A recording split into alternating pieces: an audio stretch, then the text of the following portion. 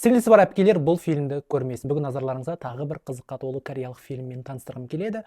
Бұл жерде кек те бар, адам өлтіру де бар, өте бір жылайтын да жерлері бар. Сондықтан да осындай фильмдер ұнайтын болса, дәл осы фильмді көруге кеңес беремін.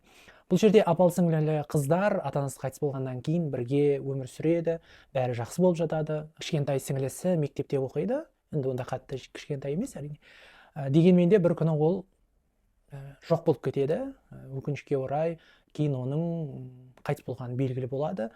Әрине әпкесі осы жағдайды біліп өзінің сіңлісін іздей бастайды. Сонымен оның жоғалып кетуіне кім себепкер, соларды іздей бастайды. Қолына балтасын алып, әрине оған кінәсі бар жандарды ұрып өлтіріп бастайды, солай кек алып бастайды. Сондықтан да кек туралы фильмдер қызық болса, дәл осы фильмді көруге кеңес беремін. Фильмнің екі атауы бар: «Сестра» және «Без пощады». Бас рөлдегі актриса енді өзінің рөлін өте күшті алып шыққан. Сондықтан да көріңіздер.